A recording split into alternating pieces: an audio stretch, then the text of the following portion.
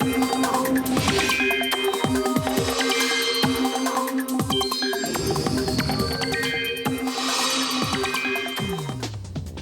dugang nga balita mga kapuso, kung wala sang importante nga lalaktan subong adlaw, mas maayo nga magstay at home na lang anay bangod magapadayon ang pag-inulan subong nga Biyernes. Nagapabilin nga mabaskog ang hangin habagat nga gitpabaskog sang tatlo ka bagyo, ang Bagyo Hana, ang nakaligad nga bagyo nga siguring kag ang severe tropical storm nga may international name nga si Kirogi.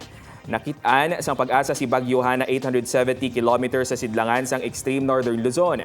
Dala sini ang hangin nga nagabaskog sa tubtub 110 kilometers per hour. Wala man sang may nabatak nga wind signal sa bisan diin nga bahin sang pungsod. Base sa forecast track sang pag-asa, posible nga magwa sa Philippine Area of Responsibility sa weekend si Bagyo Hana. Subong nga agalauman ang pag-ulan sa pila ka bahin sang Antique, Aklan, Capiz kag Negros Occidental base man sa rainfall forecast sang pag-asa. Magapadayon ini kag manginlapnagon sa iban pang bahin sa Western Visayas. Ang pag-ulan sa among mga lugar ang epekto sang hangin habagat ukon na hindi gani mga local thunderstorm.